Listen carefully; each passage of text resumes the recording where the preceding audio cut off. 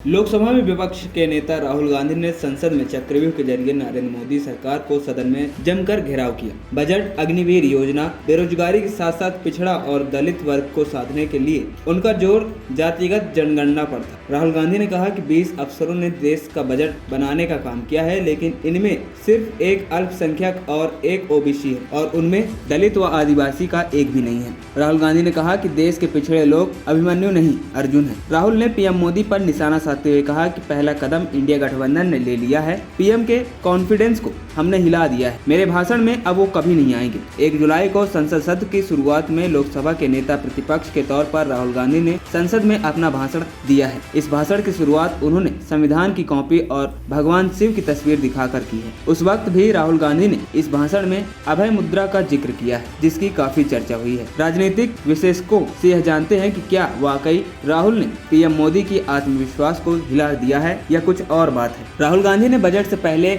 हलवा वाली रस्म का हवाला देते हुए आरोप लगाया कि सरकार ने 2-3% लोग ही हलवा तैयार कर रहे हैं और उतने ही लोग हलवा खा भी रहे हैं और शेष हिंदुस्तान को यह नहीं मिल रहा है। राहुल गांधी ने दावा किया कि इस बजट के बाद देश का मिडिल क्लास भी बीजेपी का साथ छोड़ रहा है, जो इंडिया गठबंधन के लिए एक अवसर भी है। दिल्ली विश्वविद्यालय के असिस्टेंट प्रोफेसर और राजनीतिक एक्सपर्ट डॉक्टर राजीव रंजन गिरी कहते हैं कि राहुल के तेवर जिस तरह से आक्रामक हुए हैं और सत्ता पक्ष उनकी तीव्रता से उनको जवाब नहीं दे पा रहा है, ये भारत की राजनीति में आने वाले दिनों में बहुत बड़ा संकेत लेकर आ रहा है। राहुल जिस तरह से भाजपा सरकार पर हमले कर रहे हैं, इससे इतना तो तय है कि मोदी सरकार 2014 या 2019 जैसे रंग में जवाब नहीं दे पा रही है। इसके पीछे कहीं न कहीं लोकसभा चुनाव में भाजपा का 400 पार जैसी उम्मीद से काफी पीछे रह जाना भी है। राहुल गांधी ने लोकसभा में सोमवार को कहा था कि 21वीं सदी में देश में नया चक्रव्यूह तैयार किया गया है। जो चक्रव्यूह में अभिमन्यु के साथ हुआ, वही आज किसानों के साथ, माता बहनों के साथ हो रहा है। द्रोणाचार्य, कर्ण, कृपाचार्य, कृतवर्मा, अश्वत्थामा और शकुनी ने घेर कर मारा था।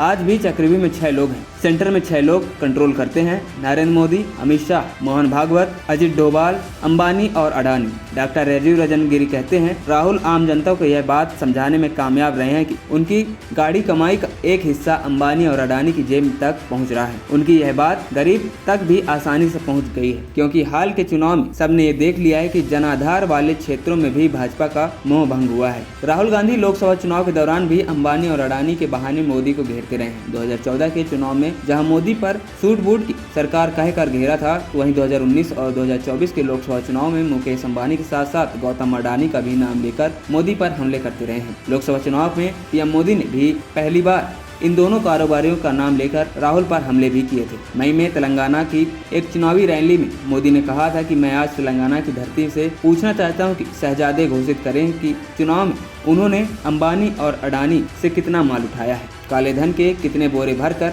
मारे हैं। आज टेम्पो भरकर नोट कांग्रेस के लिए पहुंची है क्या सौदा हुआ है? आपने रातों रात अंबानी अडानी को गाली देना बंद कर दिया है, जरूर दाल में कुछ काला है। इस पर तब राहुल ने कहा, मोदी जी थोड़ा सा घबरा गए हैं क्या? घबराइए मत, मैं देश को फिर दोहराऊंगा कि जितना पैसा आपने इनको दिया है, उतना ही पैसा हम हिंदुस्तान के गरीबों को देने जा रहे हैं। उन्होंने 22 अरबपति बनाए हैं, हम करोड़ों लखपति बनाएंगे। राहुल बार बार मोदी पर दिग्गज कारोबारियों से साठगांठ के आरोप लगाते हुए कहते रहे हैं कि आपने अपने मित्रों को 16 लाख करोड़ रुपए माफ किए हैं, मगर किसानों का 1 रुपया भी माफ नहीं किया है। खबरी चौखट की रिपोर्ट।